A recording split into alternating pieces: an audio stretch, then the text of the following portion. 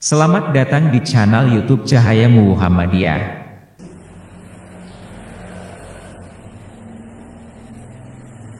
Bismillahirrahmanirrahim. Assalamualaikum warahmatullahi wabarakatuh. Alhamdulillah wa syukurillah wa la haula wa la quwwata illa billah. Tsumma sholatu wassalamu ala Rasulillah Muhammad bin Abdillah wa ala alihi wa sahbihi wa mawala.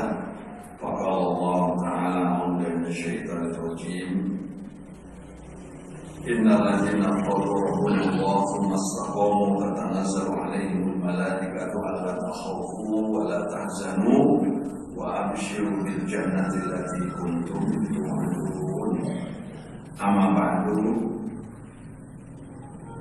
Bapak Ibu jamaah salat subuh dan kajian satu pagi rahimahumullah Allah ajmain. Mari sejenak kita memanjatkan puji dan syukur kepada Allah Subhanahu wa taala biqaulina alhamdulillah.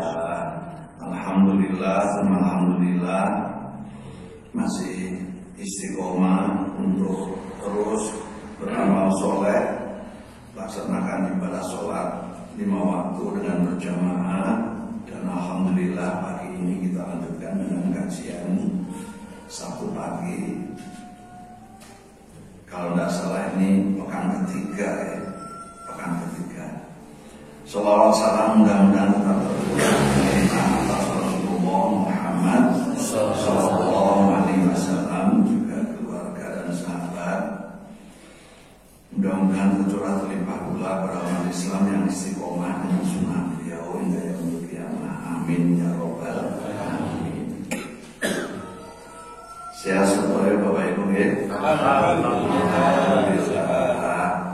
Saya masukkan pada hadis berikutnya, yaitu tentang sedekah, yaitu tentang sedekah. Mungkin nanti untuk beberapa kali pertemuan, minimal 2 kali pertemuan tentang sedekah. Disebutkan dalam hadis Rasulullah SAW bahwa sahabat Nabi yang bernama Sa'ad bin Abi Waqqas, Sa'ad bin Abi Waqqas, beliau adalah salah satu di antara 10 sahabat yang disebut dalam satu hadis masuk surga, dijamin masuk surga.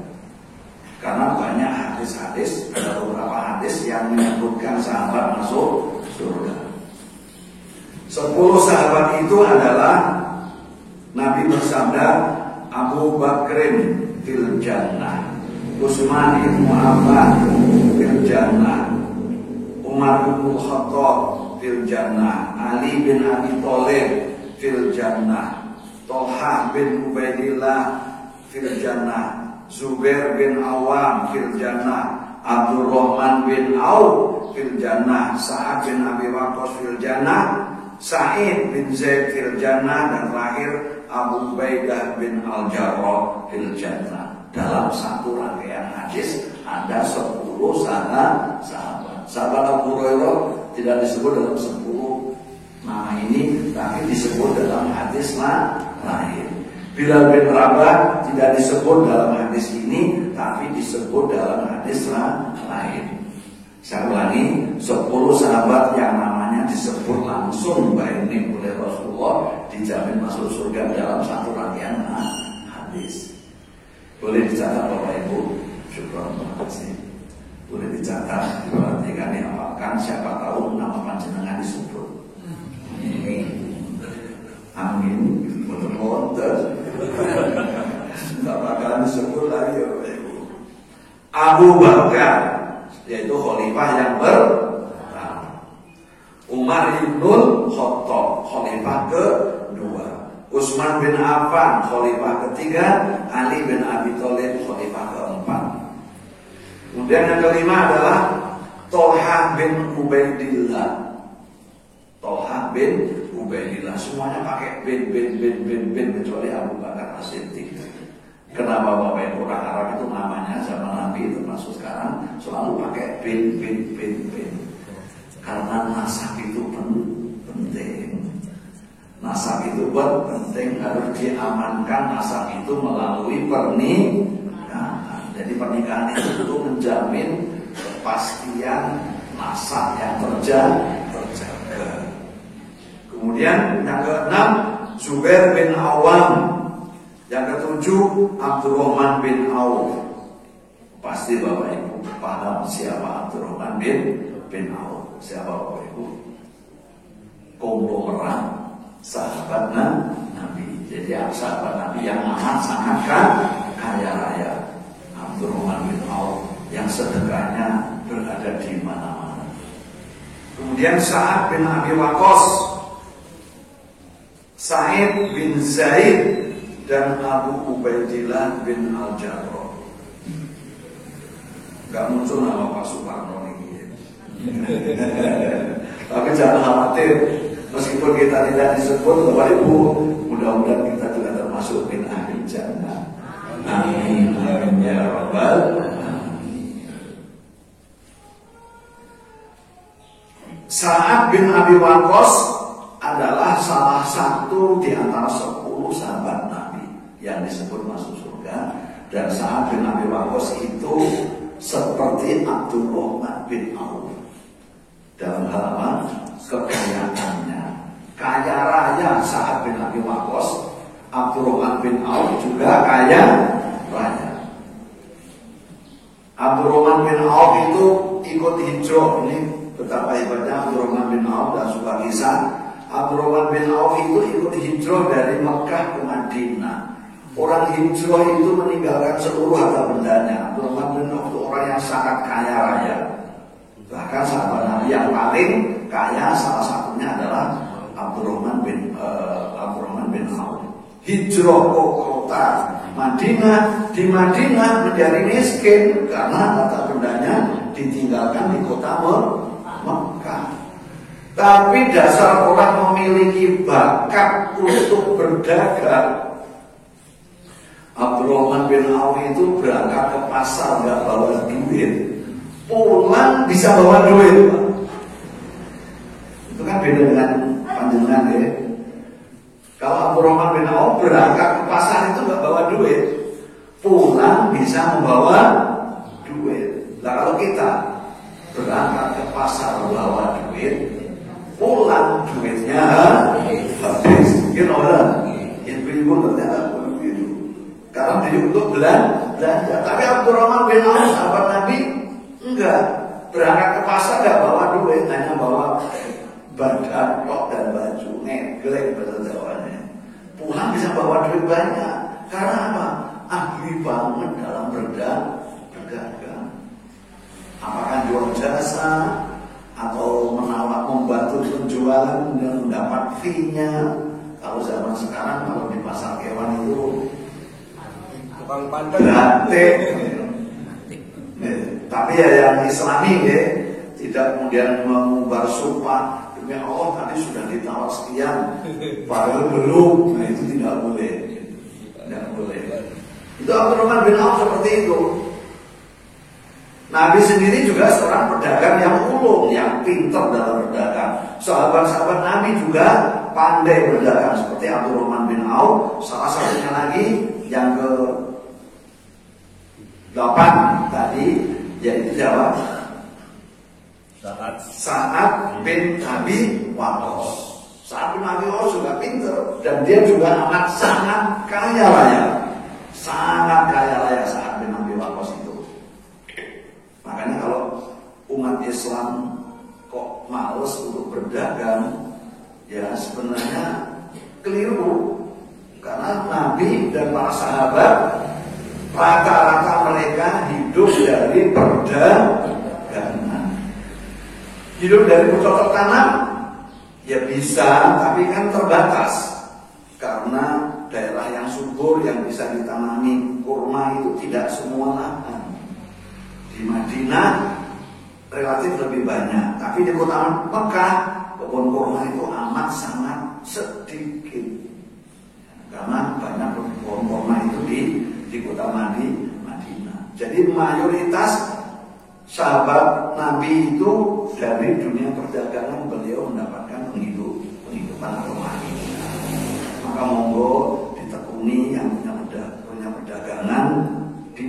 akan meneladani Rasulullah dan para sahabat. Tidak semuanya harus jadi pegawai negeri. Kira-kira berbahagialah panjenengan yang menjadi pedagang, ittiba terhadap Rasulullah, mengikuti Rasulullah dan mengikuti para sahabat. Pedagang.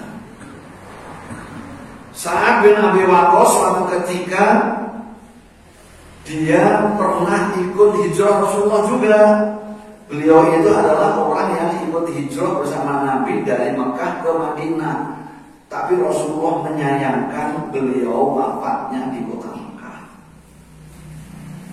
Jadi Rasulullah tidak suka kalau ada sahabat ikut hijrah dari Mekah ke Madinah, tapi meninggalnya tidak di Madinah, tapi meninggalnya di kota asalnya, yaitu di Mekah. Meskipun tingkat ketidaksukaannya itu tidak sampai pada haram, tidak, karena tidak disukai itu kan macam-macam Bapak Ibu. Ada yang sampai pada tingkat haram yang tertinggi, kemudian yang rendah adalah makruh. Berarti mati di Mekah pun sebenarnya tidak dosa, cuma Rasulullah lebih suka kalau sahabat yang hijrah itu mereka wafatnya di kota Madinah, atau paling tidak meninggal di kota Mekah. Kenapa? Tidak dijelaskan kenapa hadisnya seperti itu. Tapi memang ada hadis yang menyebutkan demikian. Nah, Sa'ad bin Abi Waqqas itu termasuk sahabat Nabi yang ikut hijrah tapi meninggal dunia tidak di Madinah, tapi di kota Mekah. Rasulullah sangat menyayangkan.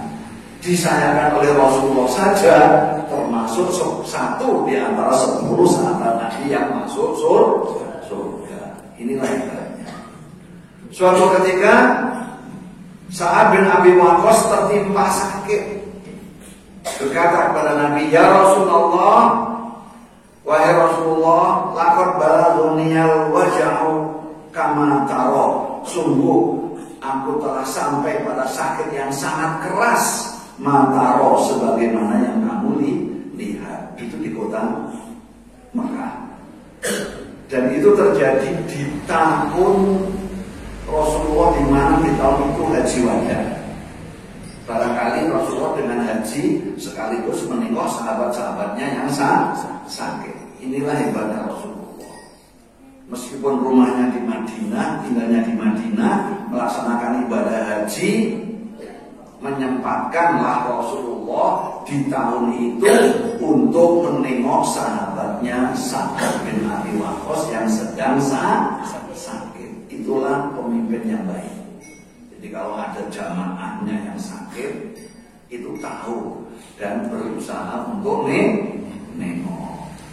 Maka baik saja. Bagus sekali kalau ittiba Rasulullah, takmir masjid ini tahu persis jamaah si fulan lagi sehat, jamaah si fulan lagi sakit.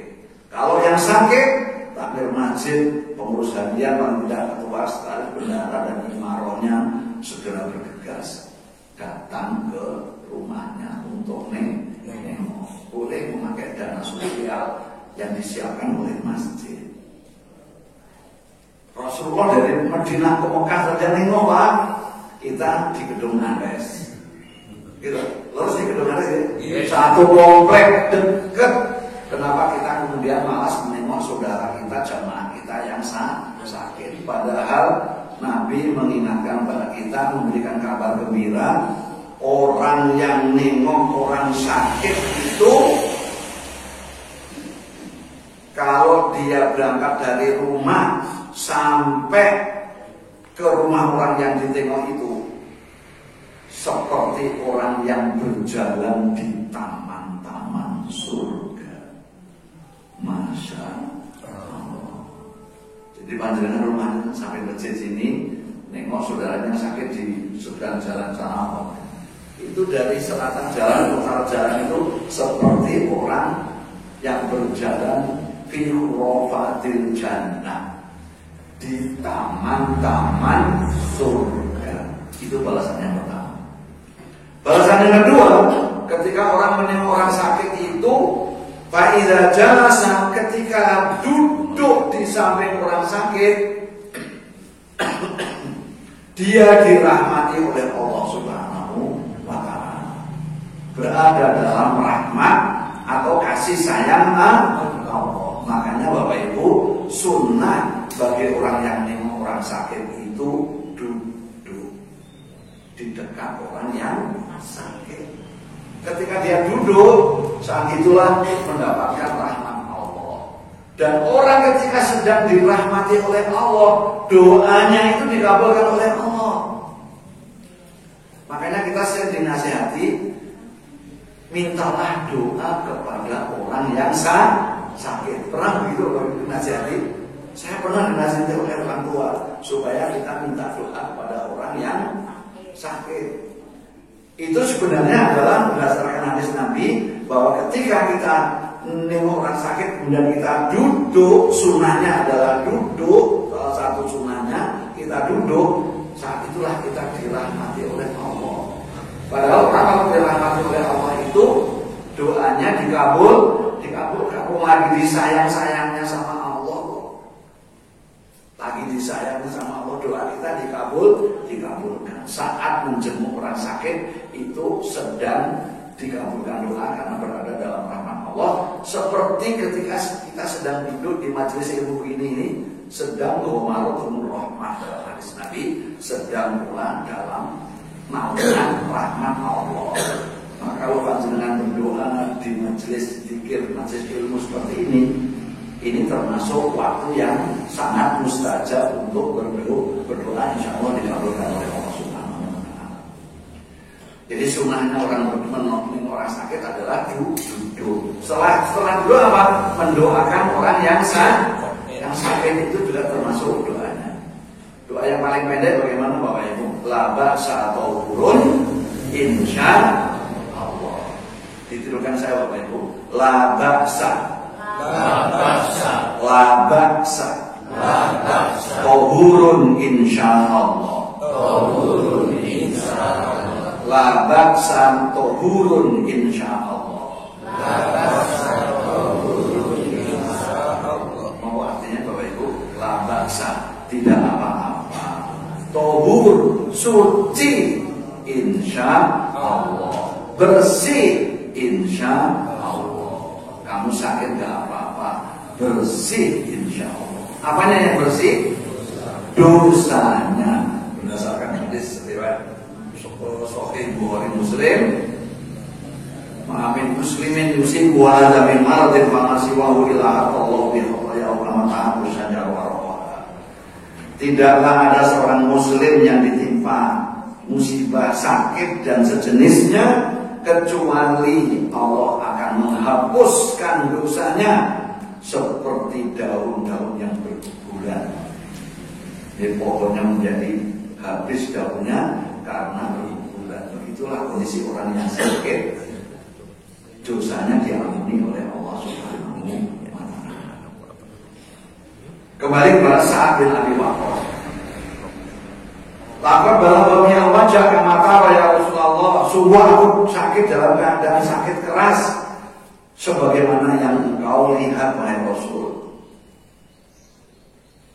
Tapi Nabi mengatakan, tidak wahai Sa'ad, kamu masih akan diberi umur yang panjang.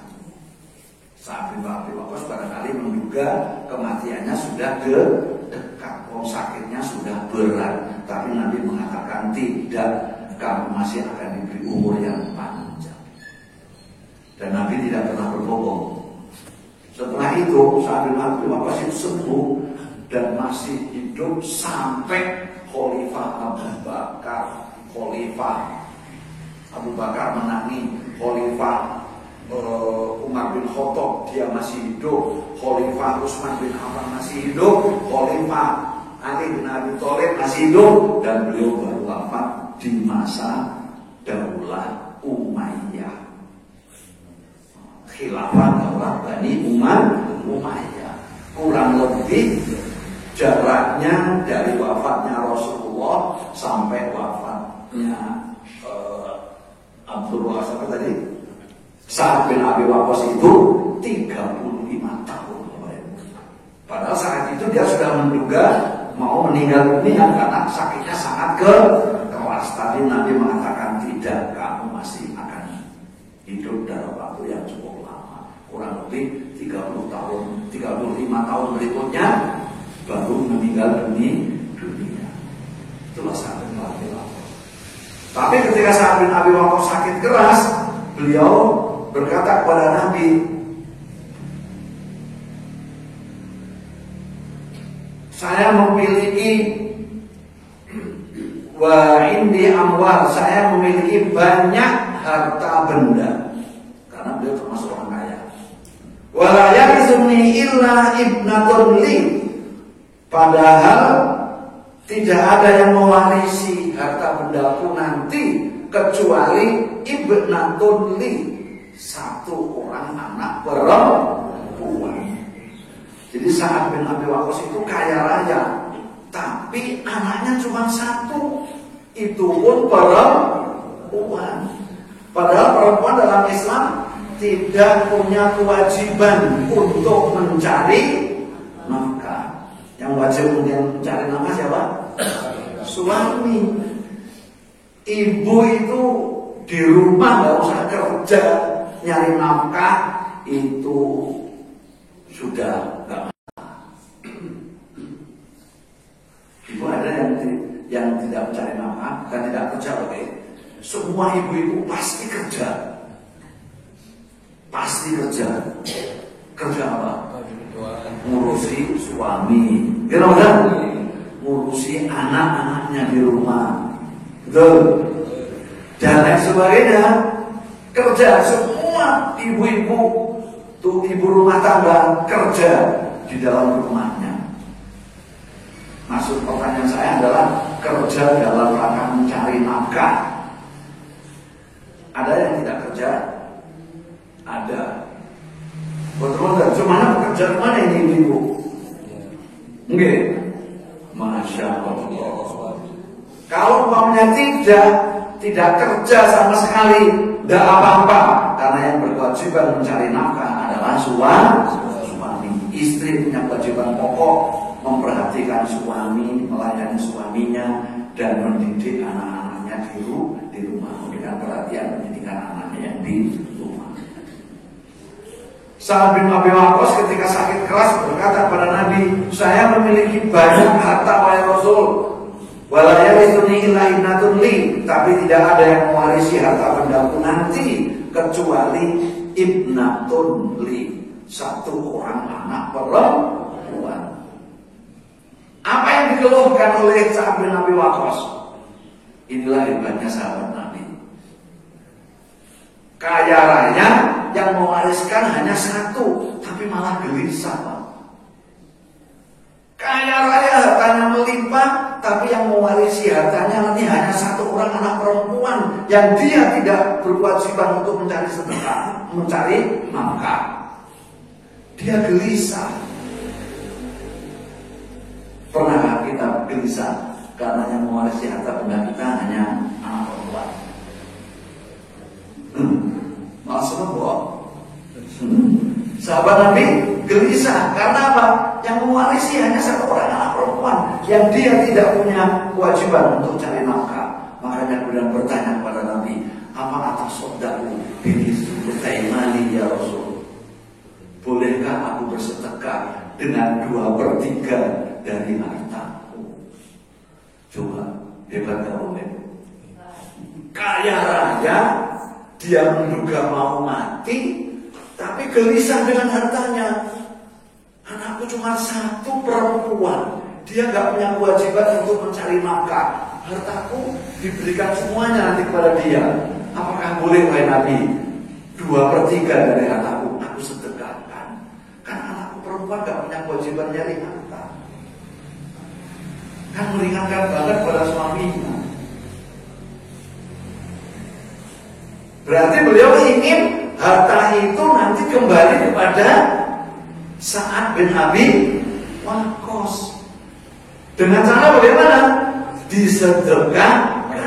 Karena Sa'ad bin Abi Waqqas tahu persis bahwa harta kita yang sesungguhnya itu adalah bukan harta yang diwariskan, Tapi harta kita yang sesungguhnya adalah harta kita yang kita sedekahkan. Gini benar? Sebab yang kita sedekahkan itulah harta milik kita yang sesungguhnya. Ketika kita sudah mati, harta itu masih mengalir karena dalam bentuk sedekah jariyah, sedekah jariyatin. Kan ada 3 itu. Tidak mata mengadam itu ta'amalu ilamin salasin. Kalau anak Adam itu mati, terputus semua amal perbuatannya kecuali 3. Satu adalah sedekah jariyah, yaitu sedekah yang pahalanya mengalir terus. Au ilmin yuntafa'u bihi, atau ilmu yang diambil manfaatnya. Meskipun orangnya sudah mati, karena ilmunya diberikan pada orang lain, diamalkan, masih dapat kiriman pahalanya, mengalir terus pahalanya. Dan yang ketiga adalah anak soleh, pahala yang solihin ya Allah. Anak soleh mendoakannya. Meskipun ayah ibunya sudah meninggal, tapi anak soleh selalu mendoakan terus, mengalir terus ampunan dan pahala melalui anak yang soleh. Nah, Sa'ad bin Abi Waqqas, wah betul, ini nanti kalau harta saya wariskan kepada anak saya semuanya, padahal anaknya gak kewajiban untuk mencari sedekah. Nah, saya kebagian apa? Kan begitu. Makanya minta izin kepada Nabi, apa atasadaqu bi thulutsai mali ya Rasul? Bolehkah aku bersedekah 2/3 dari hartaku? Mau mati, yang terpikir di sini adalah sedekah. Padahal orang zaman sekarang kalau mau mati yang dipikirkan apa? Warisan dibagi ya. Kamu kebagian sawah di sana, kamu kebagian perusahaan di sana, kamu kebagian rumah dan mobil. Banyak gitu. Tapi Sa'ad bin Abi Waqqas wasiatnya ketika akan meninggal, izin kepada Nabi untuk bersedekah 2/3 lagi Bapak Ibu. Berapa? 2/3. Apa kata Nabi? Lah.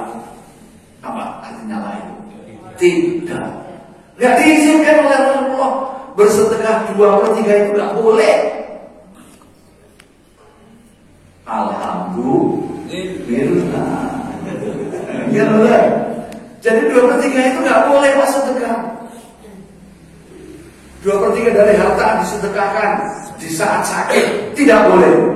Di saat sakit ya, saat sakit kok menyedekahkan hartanya 2/3 nggak boleh. Sakit itu banyak kebutuhannya. Dan ketika sakit dia nggak bisa bekerja mencari nafkah, terbataslah paling tidak kemampuan untuk mencari nafkah. Apakah Sa'ad bin Abi Waqqas berhenti? Tidak, menawar lagi. Apa atasadaqu binisfi, dengan separuh dari hartaku? Apakah boleh aku bersedekah separuh dari hartaku ya Rasul? Tidak 2/3, tapi separuh. 2/3 kan lebih banyak daripada separuh ya. 2/4 sama dengan separuh. Ini 2/3. Gak boleh sama Nabi. Kalau begitu separuh wahai Rasulullah. Apakah boleh saya bersedekah separuh kata saya? Apa kata Nabi? Lah, tidak boleh. Alhamdulillah. Kita kira apa lagi? Mungkin saya balik sedekah separuh katanya. Akhirnya bertanya, menawar lagi pada Rasulullah. Fasulusu ya Rasulullah. 1/3, 2/3 gak boleh, separuh gak boleh. Sa'ad bin Abi Waqqas menawar, sudah wahai Rasul, 1/3 izinkan saya untuk bersedekah 1/3 dari hartaku. Apakah boleh wahai Rasul? Apa kata Nabi? Fasulusu kasir atau asulusu kabir. 1/3 itu sudah banyak, atau 1/3 itu sudah besar. Artinya Rasulullah mengizinkan Sa'ad bin Abi Waqqas menyedekahkan 1/3 dari hartanya di saat beliau sedang sakit. Siapa yang sudah bersedekah 1/3 dari harta kita? miskin belum ada. Atau kalau ada saya tidak tahu. Ada yang sudah bersedekah sepertiga dari harta kita. Umpamanya di dompet kita ada 1 juta. Begitu datang ke masjid Jumatan, ratusan ribu sih semuanya disedekahkan sepertiganya. Katakanlah 333 guys. 300.000 diambilkan 3 lembar. Belum sepertiga. Nonton. Mana.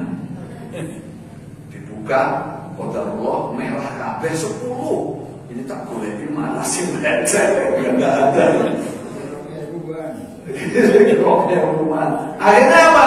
Gak jadi sedekah karena 10 lembar isinya merah kabeh. Soekarno Hatta kabeh. Golek isi pirang ora ketemu, 10 ora ketemu, sing gede ketemu, 50 ora ketemu, 20 ora ketemu. Akhirnya malah kasih dosa sedekah. Bisa terjadi begitu, Pak? Bisa terjadi? Bisa. Saat bin Abi Waqqas sepertiga yang disedekahkan. Makanya wajar kalau disebut oleh Rasulullah dalam satu buah hadis, Sa'ad bin Abi Waqqas fil jannah, masuk surga. Lah kita ada 10 bahasa yang boleh masuk. Makanya nama kita nggak disebut. Itulah hebatnya para sahabat. Dalam kondisi sakit, ini kesimpulan hadisnya, dalam kondisi sakit maksimal seseorang itu boleh bersedekah sepertiga saja. Jangan bersedekah lebih dari sepertiga, tidak boleh dalam kondisi sakit.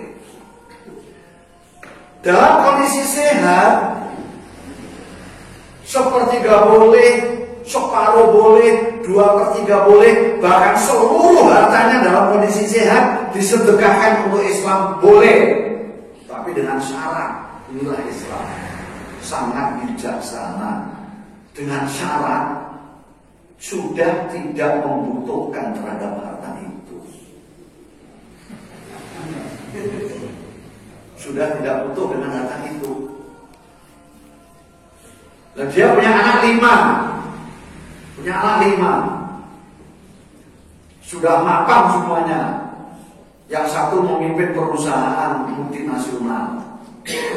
Yang lainnya juga menjadi pengusaha. Yang lainnya menjadi menteri.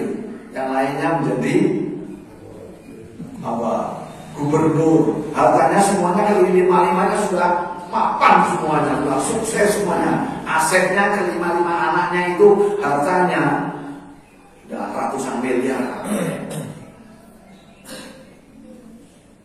Istri sudah diberi perusahaan juga. Akhirnya dia menyedekahkan separuh dari hartanya. Kalau sakit boleh atau tidak? Boleh. Dalam kondisi seperti itu boleh. Bahkan saya punya tetangga orang Ibu.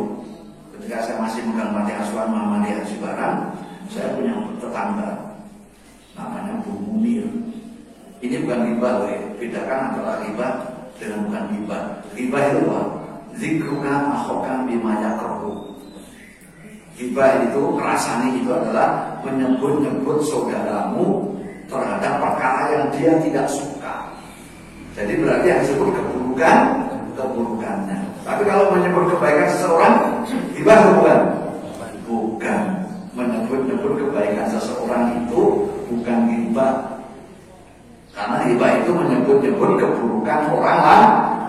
Kalau yang disebut kebaikannya dan dia suka, itu tidak riba. Tetangga saya, tetangga panti, Bu Munir, dia janda. Suaminya sudah meninggal, tapi pensiunan guru agama. Sudah meninggal. Istrinya dapat warisan apa tidak Bapak dari suaminya? Dapat, yaitu warisan apa? Pensiun. Meskipun tidak 100% dapat pensiun. Ya mungkin 3 juta lah setiap bulan, saya tidak tanya. Mungkin 3 juta. Dia punya rumah dan pekarangan qadarullah. Beliau tidak punya anak. Pernah adopsi sepupu, keponakan sudah mapan, sudah punya rumah, sudah punya anak dan sudah mapan. sudah diperjuangkan, sudah dikuliahkan sampai sarjana. Suatu ketika dia membagikan seluruh rumah tanah milik beliau untuk panti asuhan Muhammadiyah. Di tanah dan rumahnya, hak satu-satunya harta benda beliau, rumah dan tanah persis samping panti, dempet dengan tanah panti. Itu diserahkan ke panti asuhan Muhammadiyah Haji Barang. Tapi kan dia masih punya pensiunan, masih ada jaminan untuk hidup. Boleh apa tidak dalam kondisi begini? Boleh. Tapi yang tidak boleh itu ini, seorang ayah masih punya istri, mempunyai anak banyak, anaknya belum mampu, belum mandiri, masih butuh untuk dibantu. Ayah mau meninggal, berwasiat seluruh harta bendanya diwariskan. Itu tidak boleh, sebab anak-anaknya masih membutuhkan. Makanya Nabi mengatakan, innaka antadara warasataka aghniya khairun min antadarahu ma'alatan yatakaffafuna nas. Itu sabda Nabi kepada Sa'ad bin Waqqas. Innaka sesungguhnya engkau antadara meninggalkan warasataka ahli warismu aghniya dalam keadaan kaya, khairun lebih baik min antadarahum daripada kamu meninggalkan mereka alatan dalam keadaan miskin, ya takafafuna yang berminta-minta kepada manusia. Jadi meninggalkan ahli waris dalam keadaan kaya dengan meninggalkan ahli waris dalam keadaan miskin, mana yang lebih baik Bapak Ibu? Kaya atau miskin? Kaya. Kita mati, anak-anak kita kaya karena warisan kita, atau kita mati nggak meninggalkan warisan dengan anak-anak kita miskin, mana yang lebih bagus? Yang kaya atau yang miskin? Yang kaya. Jadi orang tua mati meninggalkan warisan banyak untuk anak-anaknya, itu lebih baik di sisi Allah daripada orang tua mati tidak meninggalkan warisan sehingga anaknya miskin meminta-minta kepada orang.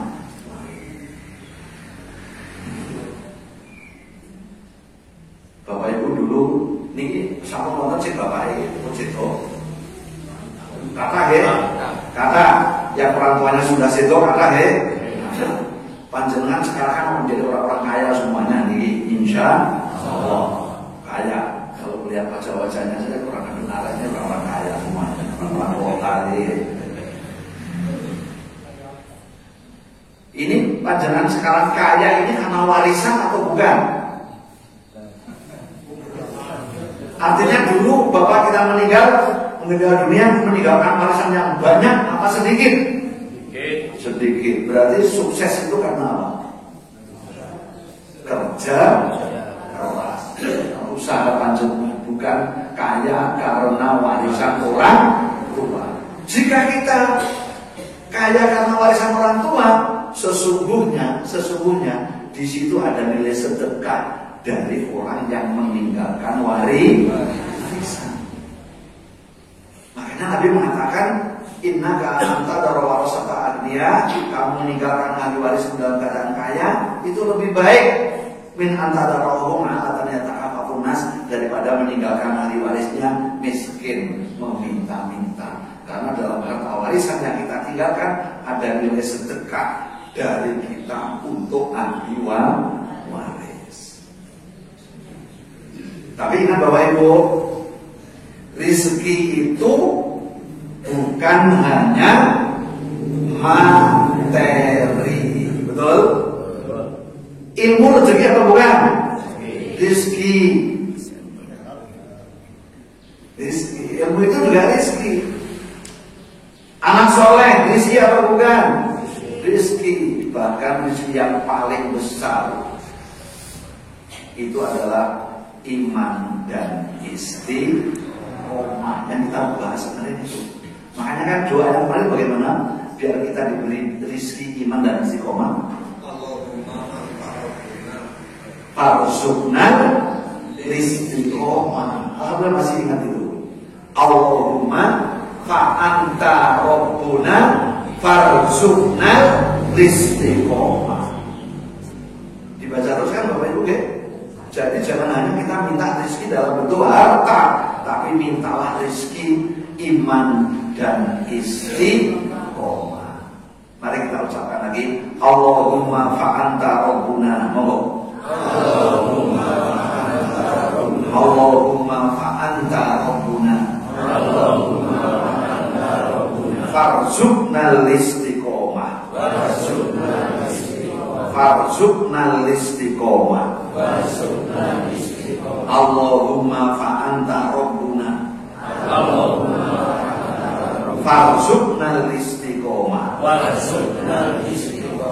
Sambung. Allahumma fa anta rabbuna farzuqna istiqomah.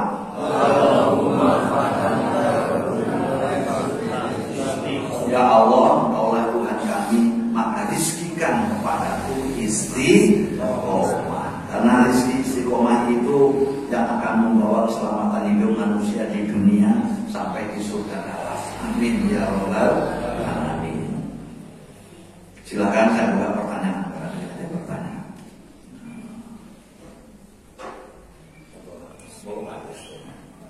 Monggo untuk jamaah yang mau menanyakan, silakan. Tapi ini cuma dibatasi 2 pertanyaan ya Pak, karena waktu sudah siang. Assalamualaikum warahmatullahi wabarakatuh. Waalaikumsalam. Yang kami tanyakan, kebanyakan orang itu berhutang sampai juga mati tidak nyaur. Bagaimana nanti? Oh iya. Oh, kebanyakan orang itu adalah berhutang sampai mati tidak nyaur. Nanti di akhirat orang yang dihutangi itu akan menuntut supaya orang itu melunasi. Tapi di akhirat itu melunasinya pakai harta, laku apa enggak? Laku apa tidak Bapak Ibu? Tidak. Lunasinya pakai apa? Amal soleh. Jadi orang berhutang kok mati gak mau nyaur, apalagi gak mau nyaur sampai mati gak nyaur, maka orang yang dihutangi itu nuntut kepada dia. Ini hadis Nabi menyebutkan ini termasuk orang yang muflis, akan guna muflis dalam hadis tentang orang yang bangkrut. Orang yang bangkrut kesalahpahamnya adalah orang yang berhutang. Orang yang dolim itu adalah orang yang berhutang tapi nggak mau bayar hutangnya. Maka dia dituntut untuk melunasi hutangnya. Caranya bagaimana? Tidak mungkin dia membayar dengan duit. Di akhirat itu nggak dibutuhkan harta benda. Emas berlian nggak ada gunanya kalau sudah di akhirat. Yang bermanfaat itu adalah amal soleh. Maka orang yang masih berhutang itu diambil amal solehnya, pahalanya diambil untuk melunasi kepada orang yang dulu dihutang. Ini bahayanya orang yang hutang tidak mau nyaur hutang. Nanti di akhirat akan dimintai pertanggungjawaban. Tapi bagi orang yang dihutangi, keuntungannya Bapak Ibu, dalam sebuah hadis disebut orang yang memberikan hutang kepada sesama muslim selama dia belum nyaur, maka orang yang meminjami saudaranya itu setiap hari sama dengan bersedekah sejumlah uang yang dipinjamkan kepada saudaranya. Jadi panjenengan meminjami tetangganya 100.000, selama sebulan baru dilunasi. Berarti panjenengan itu sama setiap hari bersedekah 100.000 setiap hari sampai orang itu melunasi harta panjenengan baru berhenti sedekahnya. Itulah balasan orang yang mau meminjami uang pada saudara muslim yang lain yang membutuhkan. Balasannya apa? Selama dia belum lunasi, kita bersedekah sebesar uang yang kita pinjamkan. Meminjami 100.000 sebulan dia perlu lunas, ya setiap hari bersedekah. Sama dengan setiap hari bersedekah selama satu bulan. Dan kalau sampai sekarang dia nggak mau nyaur, malah orangnya pergi, udah orang sekarang di mana? Untung jenengan beruntung. Yang rugi siapa? dia yang hutang, yang tidak mau bayar. Kan ada orang yang hutang, sudah hutang nggak mau bayar, akhirnya kabur. Itu rugi nanti di akhirat. Karena kebaikannya telah bisa habis diberikan kepada orang yang dihutangi. Tapi kita orang yang dipinjami uang itu punya kewajiban, Bapak Ibu ya. Kewajiban kita apa? Nagih hutang. Jadi nagih hutang itu meringankan saudaranya, menyelamatkan saudaranya dari kebangkrutan. Siapa tahu dia lupa. Akhirnya kita supaya mengingatkan. Coba kalau kita mendiamkan, itu sama dengan mendiamkan saudaranya jatuh ke jurang kebangkrutan nanti di akhirat. Karena pahalanya habis untuk hutangnya. Makanya monggo yang masih punya hutang, ya kita harus melunasi. Tapi saya hutangnya ke bank konvensional, justru ke bank konvensional harus segera dilunasi. Biar nanti tidak bertransaksi lagi gitu. Terus kalau yang sudah mati, sudah meninggal, itu kakeknya di sana itu, saya punya utang pada dia. Tapi itu sudah meninggal, keturunannya sudah nggak jelas, itu gimana itu? Kalau bisa dicari ahli warisnya, kalau masih ada ahli warisnya. Kalau tidak ada ahli warisnya sudah habis ya. Kalau nggak ada, masa ahli warisnya sudah habis?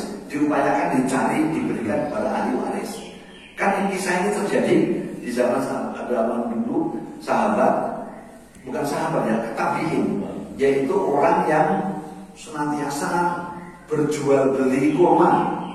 Suatu ketika ada pembelinya orang soleh. Akhirnya dia makan dari kurma yang dijual beli itu satu tanpa izin yang berjualan kurma, gitu. Kondisi begini sering terjadi. Jualan jeruk, tahu-tahu ngambil tanpa izin, nyicipi. Itu nggak boleh, harus izin dulu baru nyicipi. Terjadi dulu. Makan kurma, dimakan satu. Nah suatu ketika dia mimpi supaya menghalalkan itu karena dia beban itu. Padahal dia sudah mati pedagangnya itu. Akhirnya apa? Dicari kepada ahli warisnya. Ahli warisnya ketemu. Mohon untuk dihalalkan. Dulu bapakmu jualan kurma, saya makan satu, enggak izin padanya, menjadi beban saya. Kamu ahli warisnya tolong menghalalkan. Dia jawabnya apa? Wahai bapak, saya itu bukan anak tunggal, saudara saya itu banyak. Jadi kalau akan meminta dihalalkan, jangan hanya kepada saya saja. Saudara-saudara saya banyak. Akhirnya datangilah saudara-saudara itu. Saudara-saudaranya yang jauh-jauh itu didatangi hanya untuk menghalalkan sebutir kurma, bukan 1 juta kurma.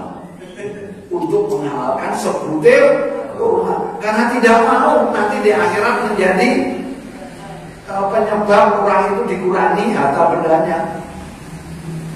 Jadi kalau bisa didatangi ahli warisnya, dibayarkan kepada ahli waris. Kalau tidak bisa, ya saya kira paling bersedekah. Sedekah untuk dia itu lah. Ya atas nama dia, atas nama orang yang punya hutang. Jadi ya Allah, saya membayar hutang, saya sedekahkan atas nama sedekah orang yang dulu saya pernah saya hutangi 100.000. Karena suatu ketika bersedekah untuk orang yang meninggal itu pendapat ulama ada yang membolehkan. Karena suatu ketika ada sahabat yang lapor pada Nabi, ya Rasulullah, inna abi mata mufajaah, sesungguhnya ayahku meninggal mendadak. Apa asok takulahu, bolehkah aku bersedekah atas nama dia? Jawab Nabi apa? Boleh. Karena suatu bapaknya meninggal secara tiba-tiba, tidak sempat bersedekah, apakah aku boleh bersedekah atas nama orang tuaku? Nabi mengatakan boleh. Dan saya banyak menerima sedekah atas nama almarhum siapa untuk membangun atau pesantren itu beberapa kali, termasuk sering.